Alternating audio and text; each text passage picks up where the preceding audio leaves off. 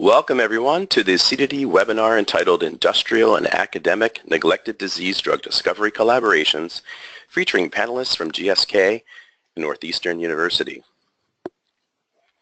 Thematically, we will explore how pharma and academics can effectively collaborate to find drugs against neglected diseases and to discuss the technical, cultural, data, and IP challenges.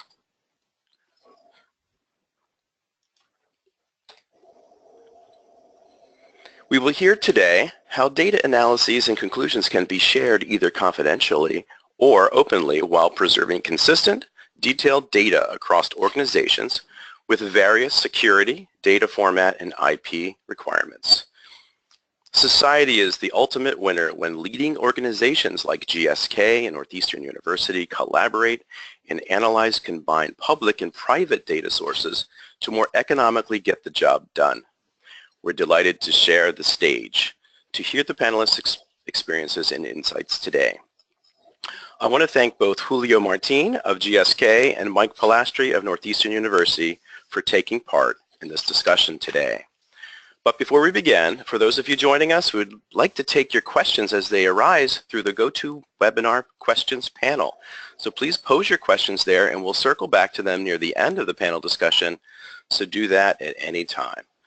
Let me pose the first question to Julio. First, welcome, Julio. Julio, could you describe the Cantos GSK?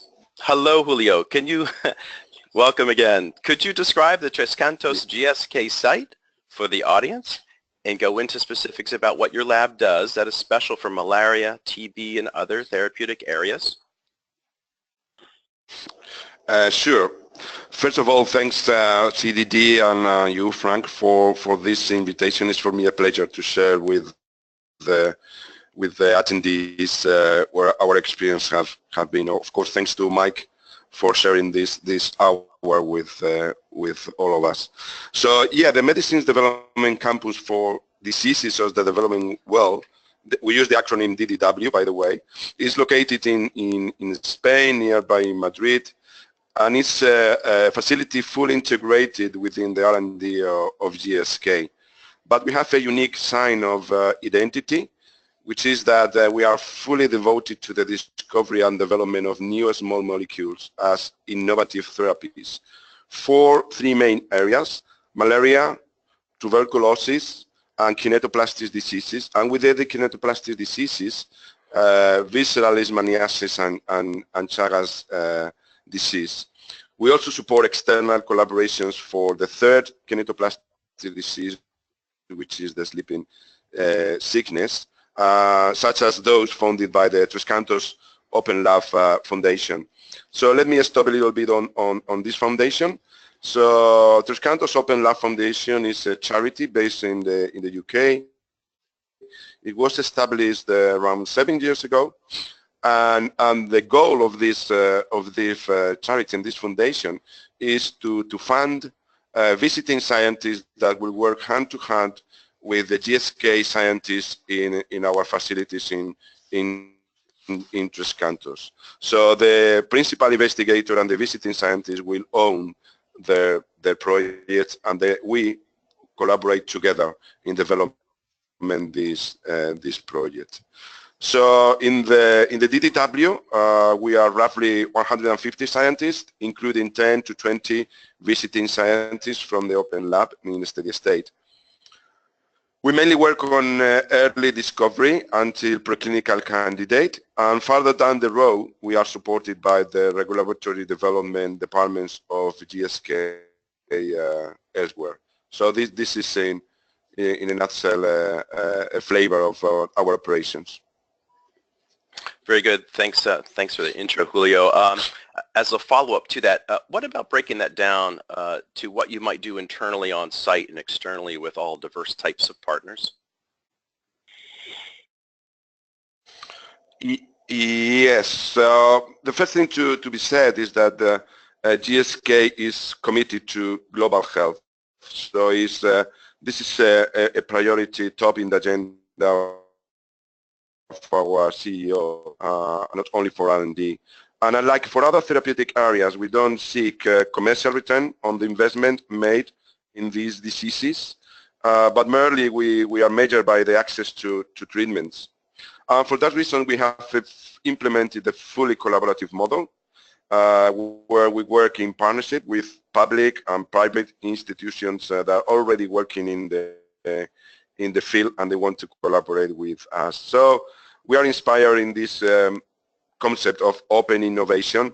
So it's innovation, trust, and deliveries at the helm of our operation. It's in our DNA.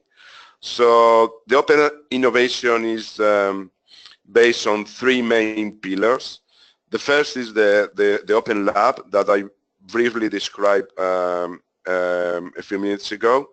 So since the inception of this open lab, so we have already developed more than 50 projects, more than 75 scientists, you know, across the different therapeutic areas where the DDW or GSK is working on, which I remind you is malaria, tuberculosis, visceral leishmaniasis, Chagas disease, and in collaboration also sleeping sickness. So we are receiving projects from worldwide, from all the parts of the world. We would like to receive more for endemic areas, but now there are, I mean, most of the applications come from the developed world, Europe, and the States and South America as well.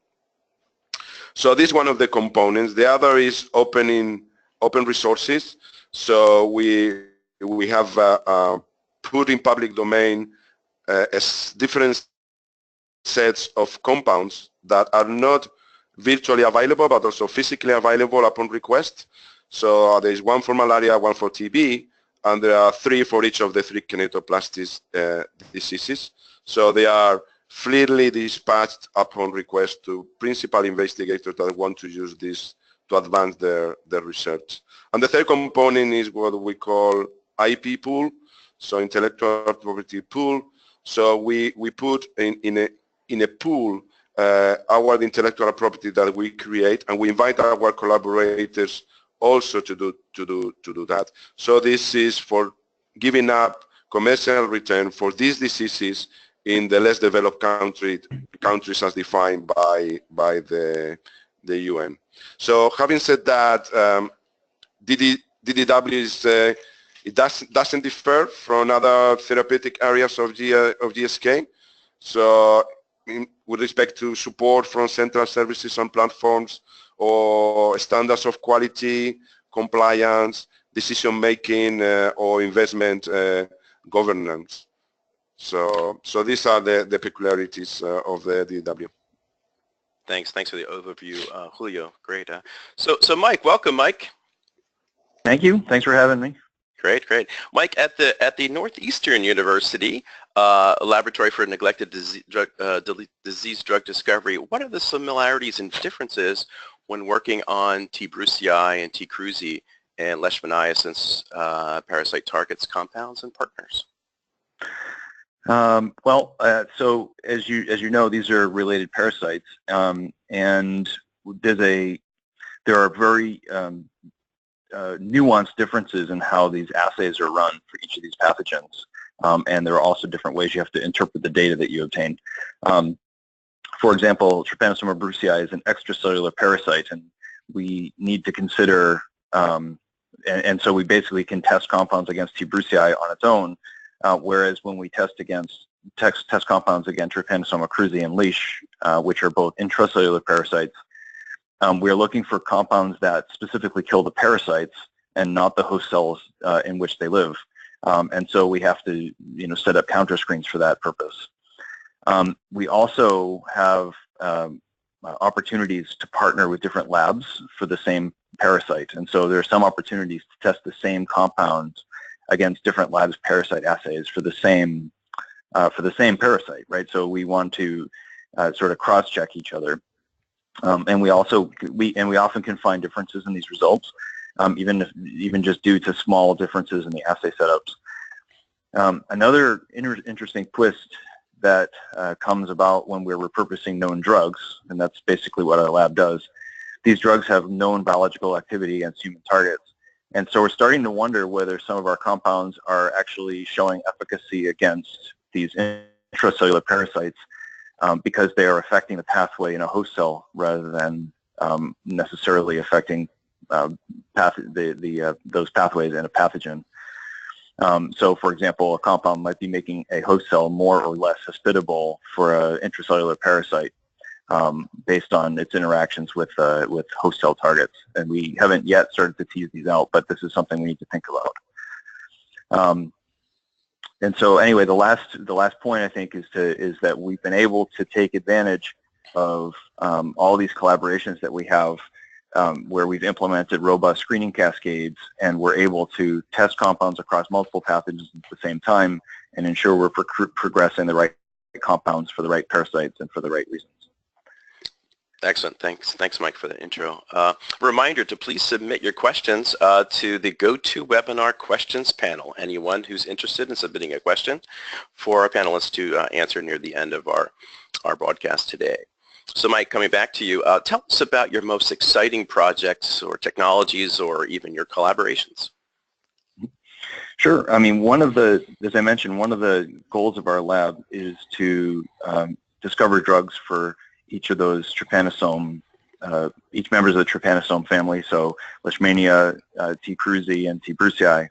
And we had hoped from the beginning that we would be able to optimize compounds simultaneously against them, since they're all relatively similar to each other.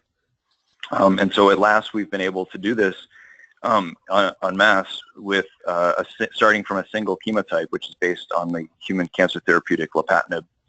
And we now have NIH supporting two projects. We have two NIH grants supporting these. One is in collaboration with Professor Kojo Mensah-Wilmot at the University of Georgia, and that's for Trypanosoma brucei. And the other is with Professor Jim McCarrow at UC San Diego and Rick Ciotti at Walter Reed to work on Leishmania donovani for visceral leishmaniasis, Leishmania major for cutaneous leishmaniasis, and Trypanosoma cruzi for Chagas disease. And like I said, this was the hope from the beginning, that we'd be able to repurpose existing drugs as lead compounds to discover new agents across multiple pathogens. And so hopefully not too far down the road, working with our collaborators, we hope to identify the target or targets of action in each of these. We're beginning to broaden the impact of another project, the kinase targeted compounds that we discovered in collaboration with GlaxoSmithKline, the Cantos group, and Miguel Navarro at CSIC Granada. And so also we're starting to find opportunities to treat multiple pathogens for these compounds that were originally discovered for Trypanosoma brucei. Very nice. A lot of collaboration effort going on there. Yep. Yeah, so we're going to take just a quick break and have Charlie, my colleague from CDD, pose a poll question to the audience. Charlie, do you want to go ahead and do that? Yeah, absolutely. So it's time for the attendees to participate in our webinar. So the panelists are very interested in understanding what are your experiences and plans around drug discovery in partnership with academia and industry. So please select one answer, either no experience, but you would like to, no experience and simply not considering any, good experience and would love to repeat this, bad experience, will never do it again. So take a few moments, if you will, and make your choice. And I will close this poll in 3, 2, 1. Thank you all very, very much. As you can see, we have pretty close here of people with no experience, but definitely some interest.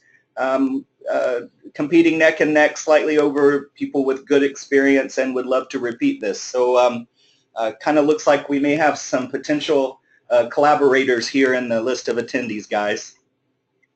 Good, so we're on track then. All right. Thanks, Charlie. We're going to move on. Mike and Julio, if you would, please share the ways in which each of your programs are both similar and different from traditional drug discovery project teams. Yep, sure, I can go first. My lab focuses on what we call distributed drug discovery. You can see the diagram here.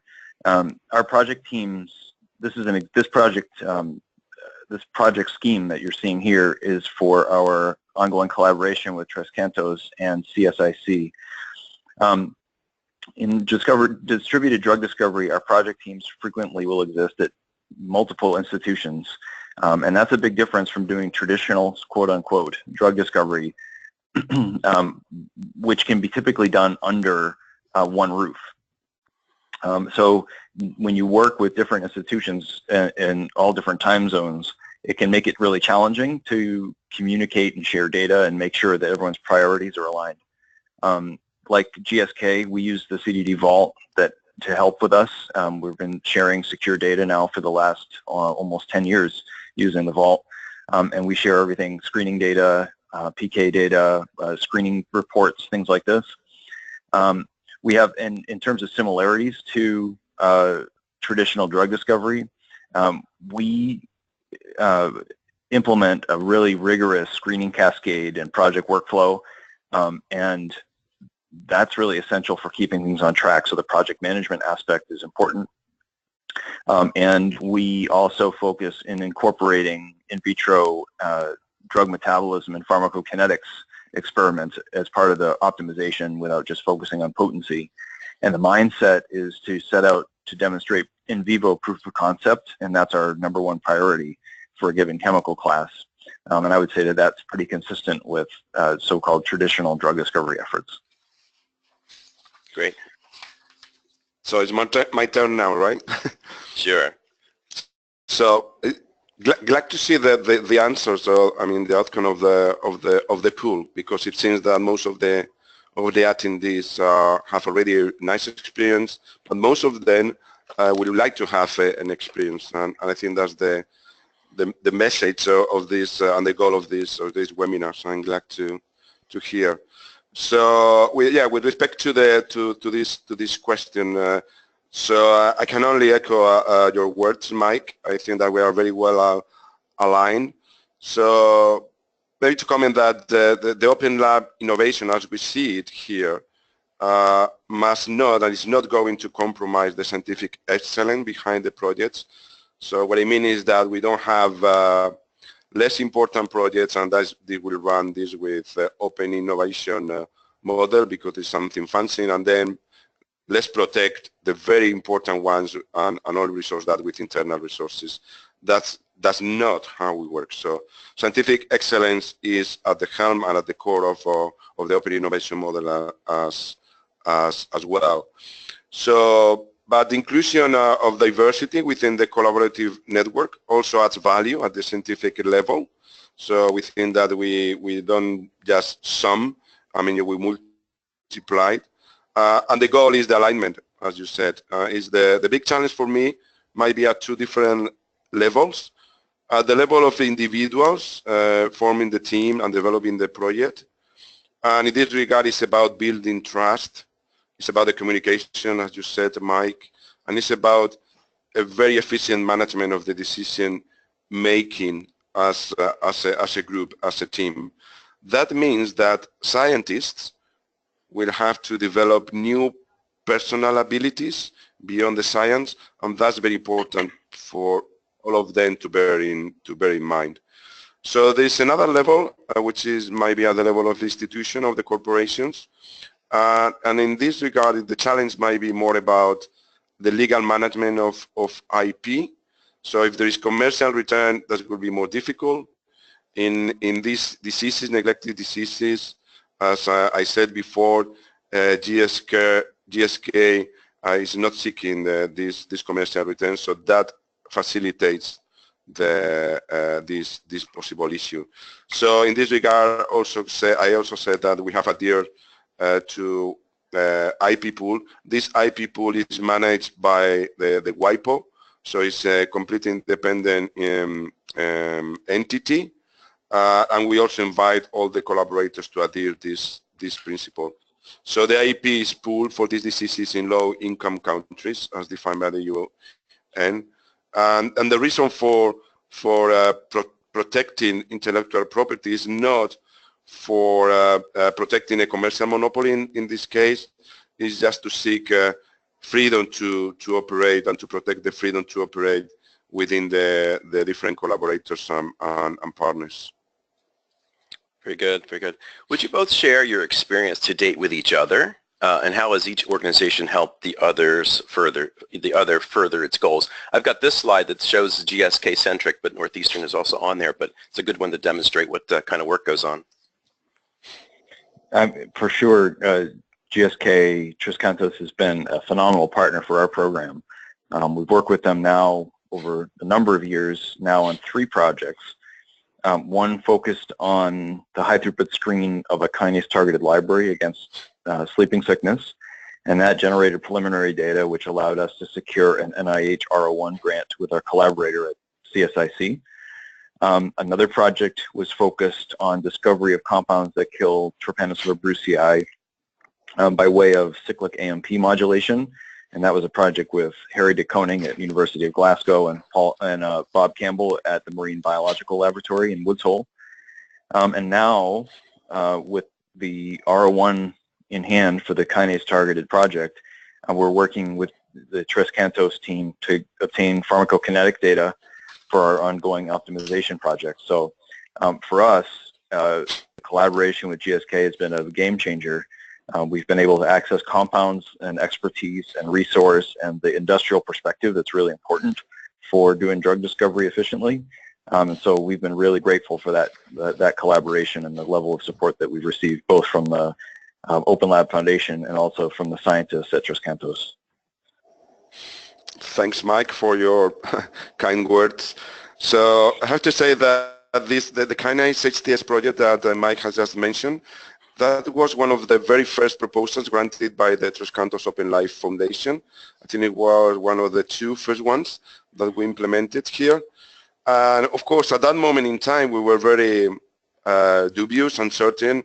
We had to learn, but we were very excited. So we were learning while doing. We were both sides. We were, courageous enough to establish this collaboration. But to my good surprise, I had never imagined how seamless and flawless the project could go. And I think that thinking now retrospectively, I think that maybe 3 factors might have contributed to this. The first one I want to comment is, in this case it was Mike, but it's having a PI with bringing the dual experience in the industry and at the academy helped a lot to bridge 2 worlds that might be apparently distant cultures, distant territories. So that's very important.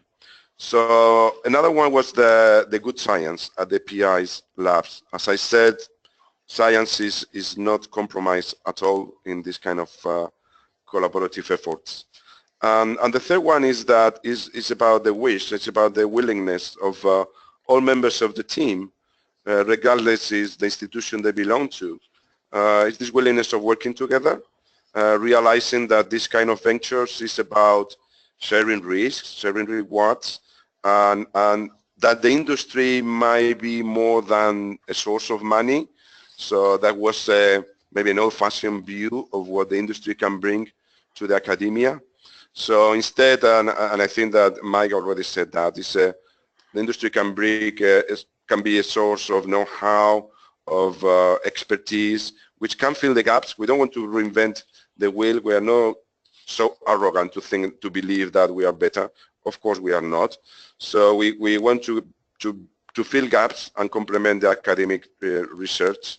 And this was a fantastic finding, not only for me, but I think that for all the Cantos Open Lab team here and in GSK in Spain. So Julio, I have a question for you. So now having had a number of academic collaborators come to the Open Lab, what do you wish that academic scientists knew before they come to GSK or any other drug discovery organization in order to collaborate? What do you wish that they knew? Yeah, so I wish to see what we saw in this first collaboration with you and with Miguel. So the first is awareness of how research is conducted in the industry. So I think that the industry is more focus on achievement of goals. I mean in average, and time. So it's about operational excellence. So having this flavor by the PIs in the academia will help a lot to bridge both cultures. As I said, trust and communication are key to succeed on the development of this project. So the scientists have to be very aware of these features, these characteristics on their personalities, and they have to develop these abilities if they think that this might be a gap. And also it's about knocking down barriers and working across boundaries in order to complement our expertise of both sides and cultures. So it's about seeking cross-fertilization. So the industry has been associated, in the past to business and operational excellence, whereas the academia is linked to science, breakthrough innovation. I think that this is already an old-fashioned paradigm that we have to overcome if we haven't yet.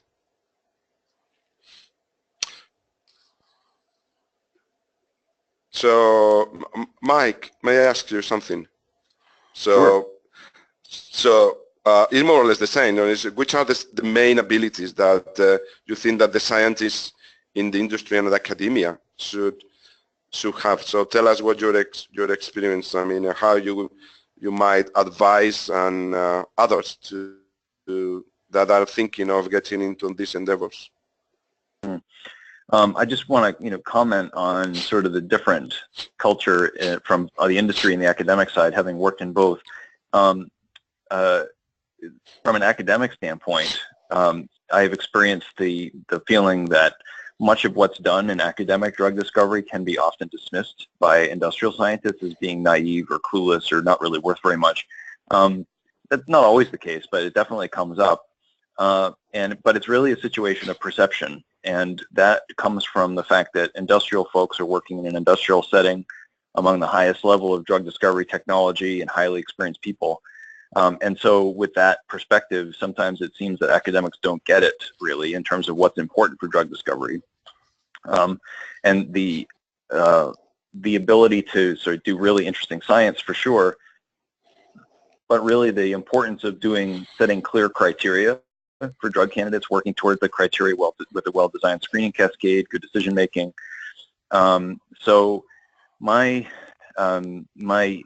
terms of building collaborations, I'd say that more cross-fertilization is needed between academic and industrial drug discovery worlds, so we can work in more complementary ways and share our own sort of special areas in drug discovery, rather than existing in the silos that we have in a lot of examples.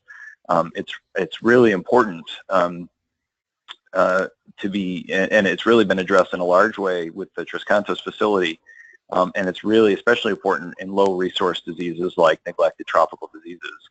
I also think that having scientists at their earliest training levels as undergraduate students and graduate students getting industrial immersion experience makes a big difference in terms of how they mature as scientists who are going to work in the drug discovery environment. Yeah, I fully agree, because that's a kind of training or background that is difficult to find in the academia. So, yeah, it's a good point. Very good. Brilliant discussion, gentlemen. Thank you. I want to remind our audience that all the questions from attendees should be posed into the GoToWebinar questions panel, so that we can circle back later and answer more questions that you might have in your mind right now for both Mike and Julio. So this, moving on, this is a question for both of you again. Why are web-based collaborative drug discovery platforms better than just sharing Excel files? Let me start with this, Mike. The first thing to be said is that I'm not an IT professional, so I don't dare to choose one versus the other. So we use both, of course, but at different stages. What I think that I do know is what we need, and when I say we, I mean a collaborative team like the ones that we are describing here. And what we need is It's an environment where every single member of the network can post his or her data, can post this data, but not only his or her data, but the data of other people. Can interact with this data freely and efficiently, can retrieve data from this environment, and then do all the visualization, analysis, interpretation. And at the end of the day, this is about making decisions, right? So it's about making a very informed decision, and also ideally how to track these decisions, because we don't want to reinvent the wheel. We don't want to fail with the same error once and once again. So we want to track the decisions. So, and if it is not challenging enough, so we need to have all this in a very robust and secure, user-friendly scenario that guarantees data integrity. Data integrity for us is crucial, is one of our pillars. So good performance, that means mainly speed. So if you put all two, I'm afraid that Excel is not going to give us all that, right? So instead, what we need is, maybe a web-based, but what we need is a modular, very flexible architecture that we can grow, we can teach, we can train, and on top of that, or at the core of all that is a relational database, and we have all the members of the team have to will to maintain and to keep this database at the core of our collaborations, and this requires discipline by all the members of the team. So, Mike. Yeah, I mean, I have to say that the number one issue for me in sharing an Excel file, data by Excel file, is one of versioning. You never really know if you're looking at the latest data. And also, there's a big risk of file corruption or a messed up spreadsheet when someone sorted it wrong or whatever.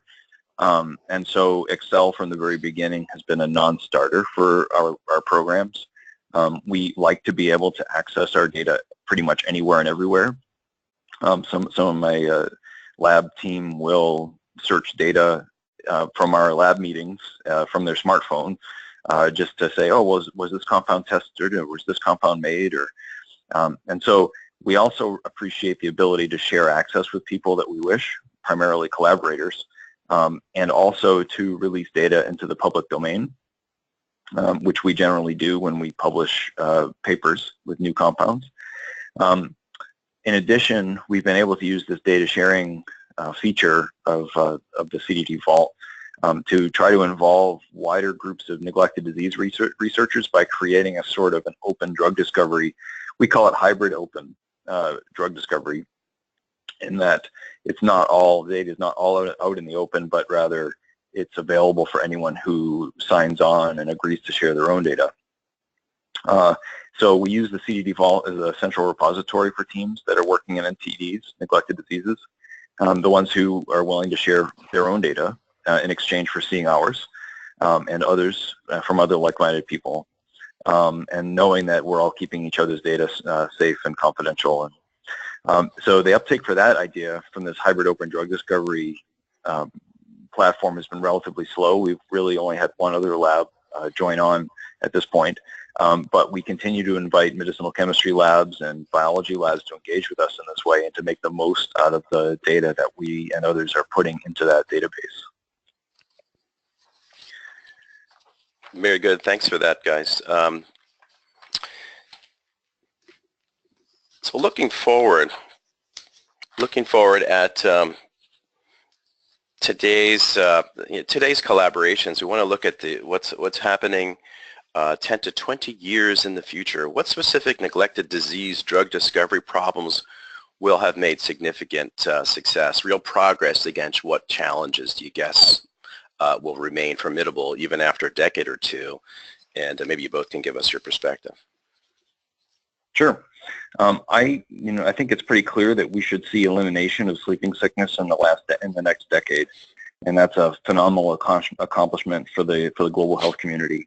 I do think that one of the biggest challenges coming forward is to figure out how to discover and develop new and effective Chagas disease drugs. It's very difficult to monitor the disease, and it's also incredibly challenging to perform clinical trials and to display safety and efficacy that's necessary. So that's I'd say a upcoming progress and a future challenge in neglected diseases. Yeah, I agree with you, Mike, that Chagas is a big challenge. Maybe we are a bit biased because we both are more focused on kinetoplastids. But yes, for sure, within the kinetoplastids, Chagas is one of the main challenges. So maybe we can learn from other parasitic diseases that were neglected in the past. Maybe they are not as much now, for instance, malaria. So if we look at these other diseases where there is now a significant investment and already a history of success in your drugs. So maybe the big challenge for me is understanding the translation from bench to bed. I mean, from in vitro assays to in vivo animal models, from animal models to human beings.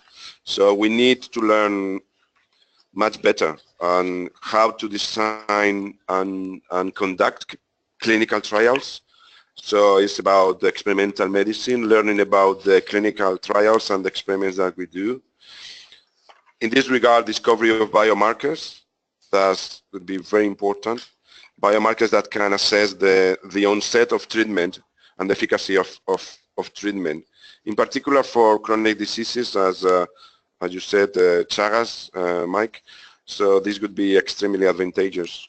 So it will facilitate, to approach clinical trials as experimental medicine, rather than just gatekeepers, so go, no go, or success or failure. So we have to learn from these clinical trials. So the funding available in the society for these neglected diseases is very little. So we cannot waste these tremendous opportunities of testing compounds in human beings. We have to learn from that.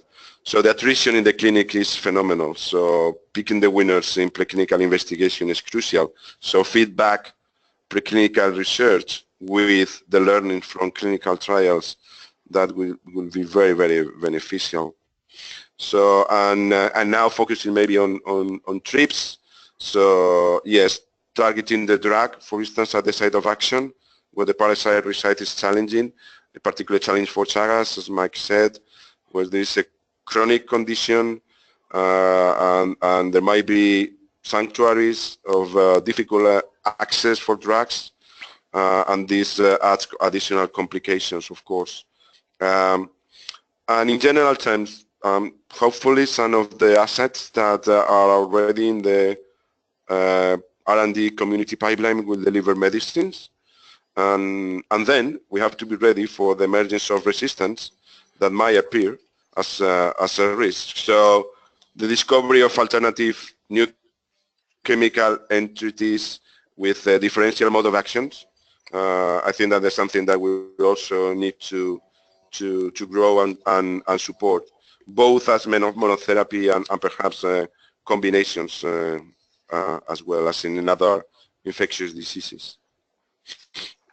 Very good, thank you. Mike, I'm going to ask you a question, but I see that I was thinking about the future, but I forgot this past slide. So let's go back to this. Mike, how have secure private data sharing and open collaborative platforms like CDD Vault helped your research? Well, so we're likely to be able to do both by way of the Vault, which is to share data privately with specific collaborators, but then to release the data to the public domain when we're ready to do so. And generally that's after as we are publishing data. A fairly recent development over the last year or so, or two maybe, has been that we have enough collaborators now that have their own vaults. And so we're now able to see, they can add us to projects within their vaults. And so we can seamlessly search and share projects across the vaults without having to import or export and re-import data. And so what's nice is that two things. One is we can search each other's data side by side with ours, but we can also, basically when they run their assays, we can see run their assays on our compounds. We can see the data appear in the database through their vault. It's very handy. The ability to see their data side by side with our data, along with public data sets that are also available, it's really great. We've had some excellent ideas and discussions that have come from doing that. Very good. So back to the future. Okay, so as I put up this next slide, this kind of summarizes what Ron Margolis of NIH from a year ago in a webinar here at CDD says, that he summarized 3 advantages about public-private partnerships, and I'll leave that up to you, Julio, to possibly elaborate on how the emergence of funding agencies and public-private partnerships built upon your momentum at GSK, and secondly, how has your momentum with data sharing models at GSK Cantos lab helps spur on and support these global health initiatives that you spoke about earlier? Yes, 2 questions in one. So I'll start with the first. Yeah. Regarding the first question about the PPPs. Yeah, needless to say, the PPPs are extremely important for us, as I said before. So they are at our core. So we're not, arrogant to believe that we are better than the rest. So we don't want to reinvent the wheel. So we want to fill the gaps. That's something that I want to stress, and I already said. But so we are in a non-competitive space, and in this non-competitive space, the PPPs offer an excellent framework to foster the interactions. Maybe more importantly, in clinical research for neglected tropical diseases, because I mean this investigation requires expertise and infrastructure to operate in countries where the diseases are endemic, for sure, and where maybe pharmas as GSK may not have developed yet, because we never thought in depth in those areas and countries, to establish clinical research operations. So in this regard we need PPPs. That's crucial for us. As for the second question, I'm afraid that we are not good. So that's something I must admit. We are not good at operating under an IT environment where we are really, collaborating with iteration of data, exchanging data, other than that putting in a shared area and exchanging files. So we are not so good, at least in GSK, in exploiting database in clouds. So this CDD Vault concept. Actually, it's something that we are currently piloting with the CDD Vault, and one particular case, which are the GSK Kineto boxes. So let me describe a little bit more what we envisage here. So the Kineto boxes is a set of 600 compounds, 200 for each of the 3 kinetoplastic disease and parasite. So these are now in public domain, not only virtually but also physically. So the PIs can request these boxes, and we freely dispatch those boxes to them, and then they run test biology. They phase their biology with this chemical matter. So the output is, a biological annotation for these boxes. These compounds are always the same. So at the end of the day, you figure out that we are going to have, a huge amount of columns, and each column being a biological annotation by some a principal investigator. So there is a high potential to gather this information and to extract knowledge from that. So what we want to build around CDD Vault is 3 tiers. The first one will be bilateral, so between GSK and the PI. When the PI is happy to share this with the KinetoBox community, so the other PIs or researchers working on these compounds will be able to share the data and see others' data. And then the third level will be public domain when the community is happy. So we are starting, Jonas, we are uploading data, and we'll see. Let's see how it works, but we are confident that working together we can do more than working in separate silos. Very good. Thank you. Thank you. Gentlemen, it's kind of time to wrap up. So I want to thank you both. And we're going to move to some question and answers. If you gentlemen don't mind taking a few questions. So Charlie from the audience, do we have questions? Absolutely. Thanks, Frank. Thanks, everyone. So first of all, there was a question posted from the attendees specifically to Julio at GSK. Of course, Mike, you may comment as well. How does GSK ensure their drug discovery stage research programs are moving forward and meeting milestones, especially with academic partners contributing some amount of the research or lab work for the program? The DDW as a whole unit is divided in these 3 discovery performance units, which are the malaria, tuberculosis, and the kinetoplastids. For each of these units, we have to present business plans. They are every 3 years. So we go to an investment board, governance body, where together with the other commercial areas or therapeutic areas of commercial revenue, we compare our plans, and of course funding is an instrumental part of this business plan. So how we can guarantee? We can guarantee that if we are funded by this investment board, we have money to fund our pipeline. How do we manage our pipeline? We do it in an ad hoc basis. So if you come through the open lab, you always own your research. You only want your outcome. So GSK is offering you to be your partner of choice if you want. And of course, if we at GSK, independently on the foundation, now we have reasons to believe that we can deliver on that particular project. And this is discussed in an ad hoc basis and within the business plan for each of the units. Excellent. Thank you.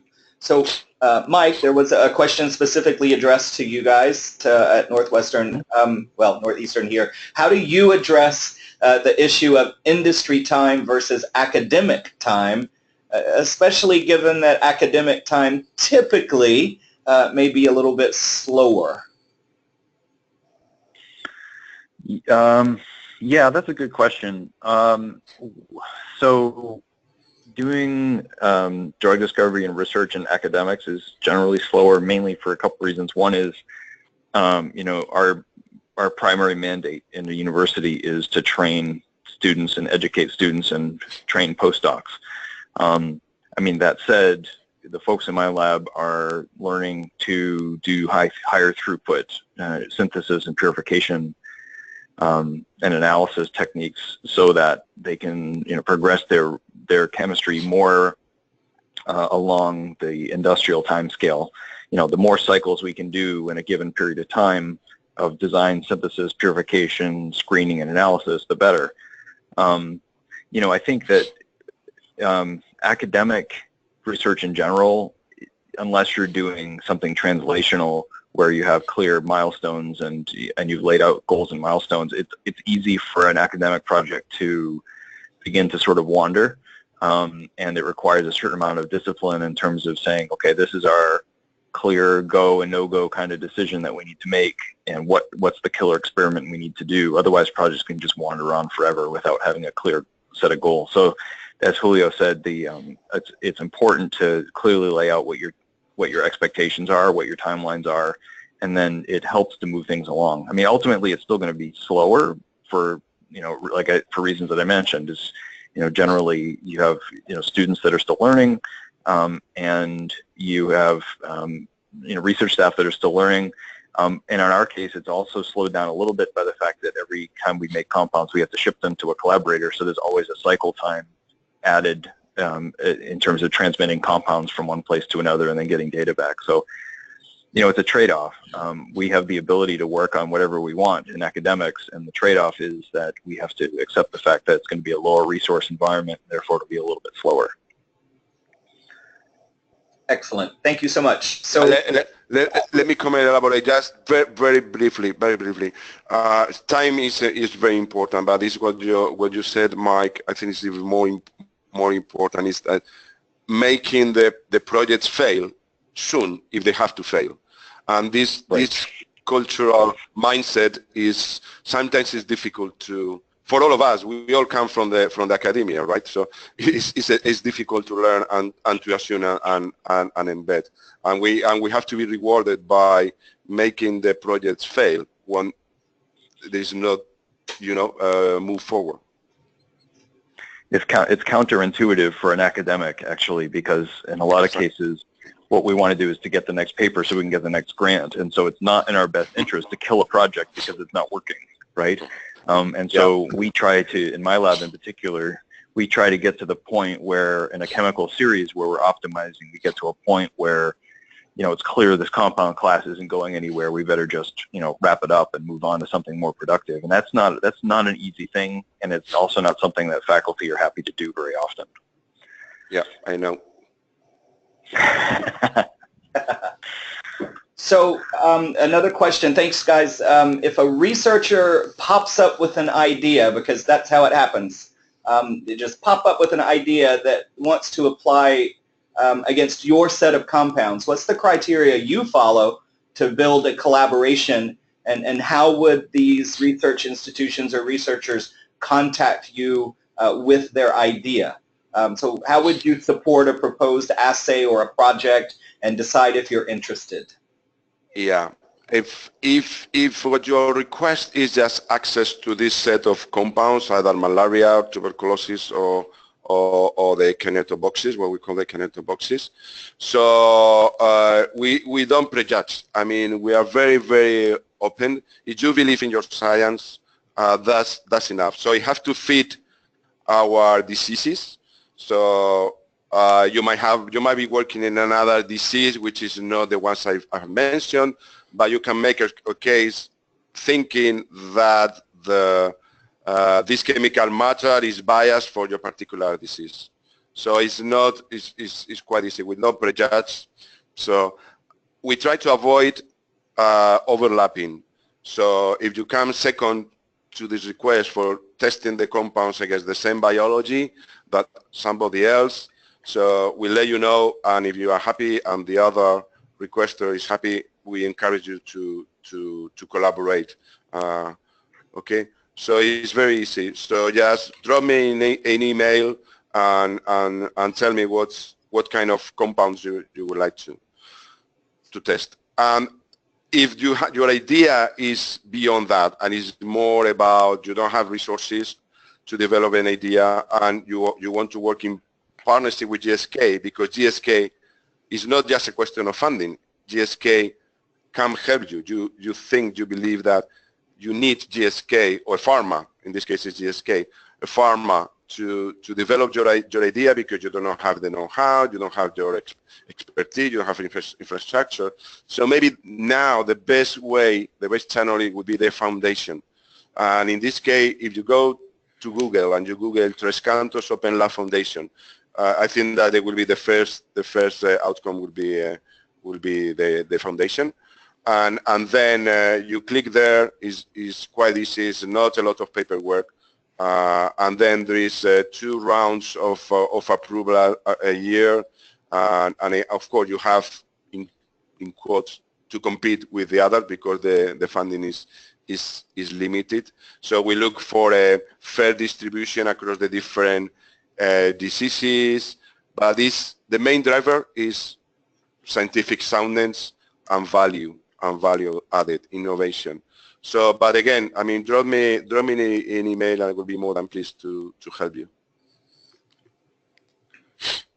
Thank you. Mike, any further thoughts on how someone might contact you with ideas and thoughts for around a collaboration, or was Julio's answer sufficient as well? I mean, we are a little more. I mean, we're pretty flexible. From our perspective, we're generally willing to share compounds with someone who has a reasonable hypothesis. It's not we're not real responsive to people who say, "Oh, we just want to test all your compounds," because that's a lot of work for us to plate them out and send them. But if someone says, hey, you know, we're working on this pathogen, we saw your paper, we'd like to test a couple of your leads, and we say, absolutely, we just, you know, we'd send it out. The expectation, of course, is that, you know, we would share authorship, or hopefully end up, you know, maybe even writing a grant together if the data pans out.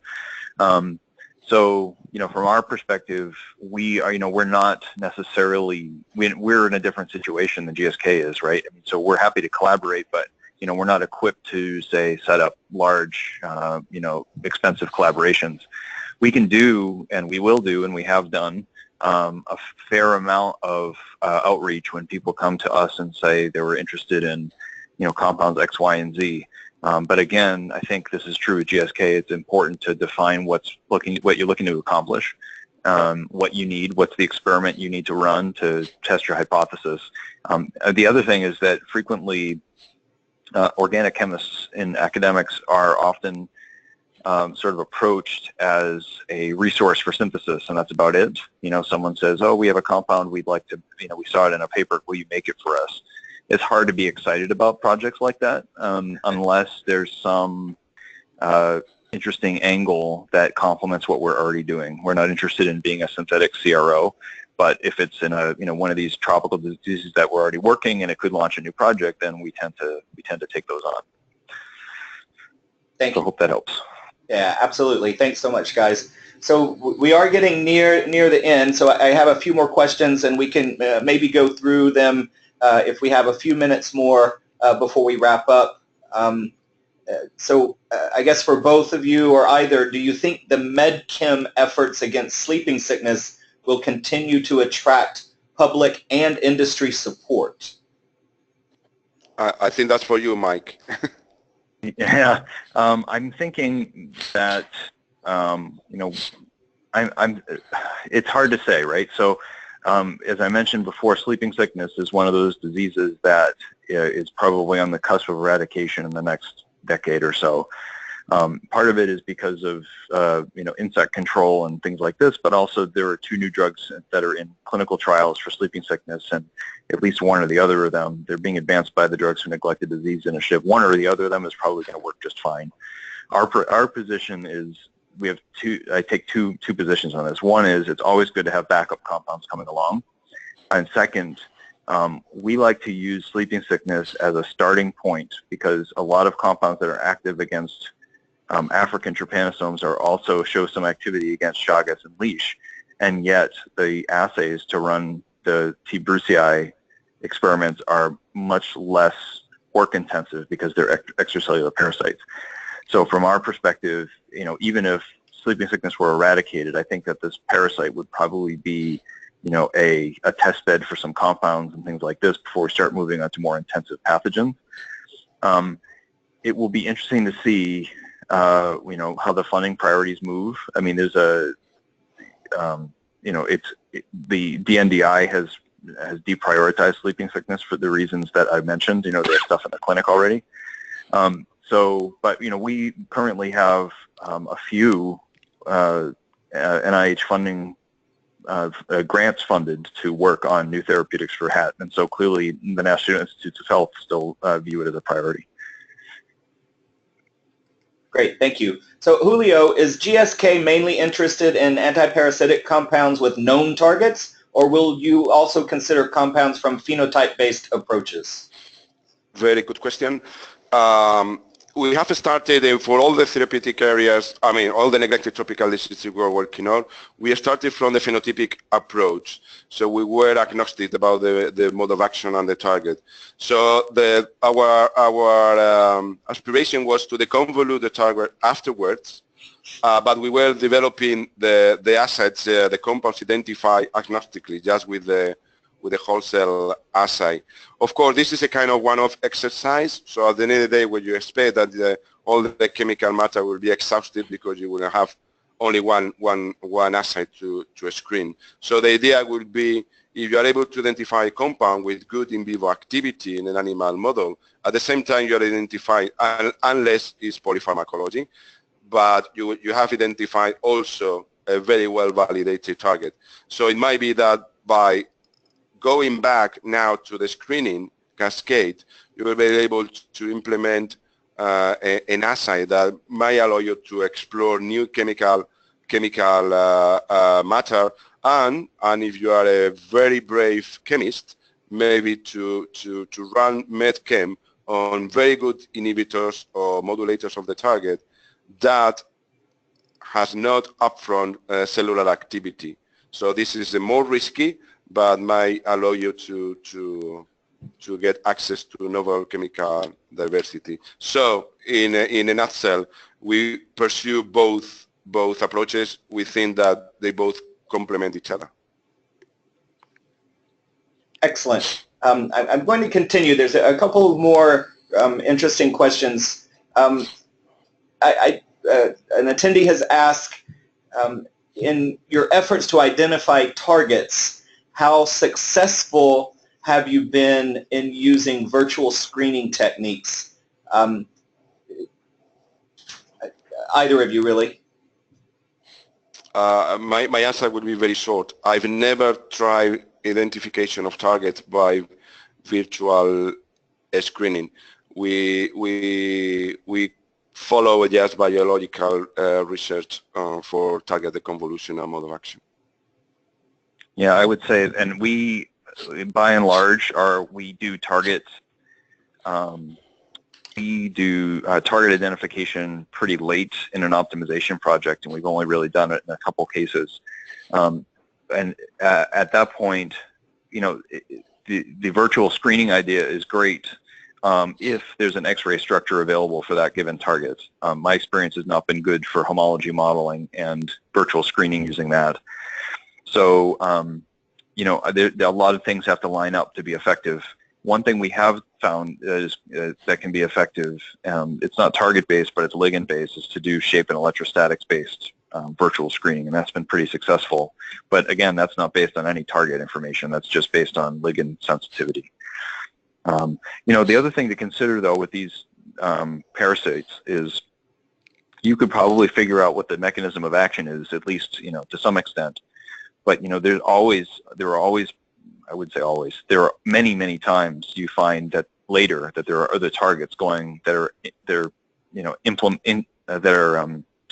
implicated in the background that you don't even know about. And so it's really tempting to say, oh, I know what the target is and how this works, when in fact, you know, maybe your target identification technique is not able to detect the other 2 or 3 targets that might also be involved that give it its efficacy. So and most of the neglected disease drug discovery world has moved towards a cell-based phenotypic screening and then optimized based on that. Very few are doing target-based optimization. So in my opinion is to stick with the phenotypic-based, and then, you know, you figure out how it works because you'd like to know.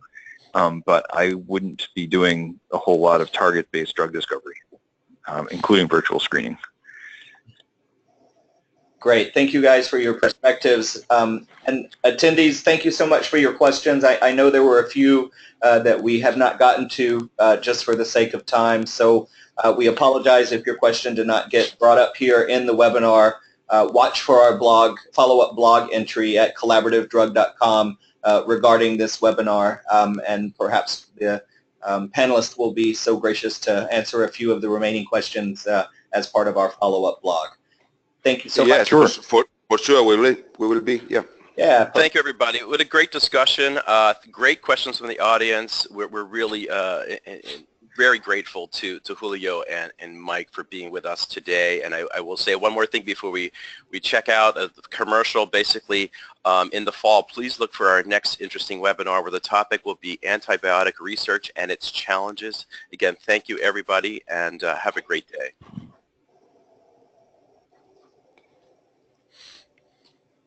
All right. Thanks, everyone. Bye-bye. All right, bye.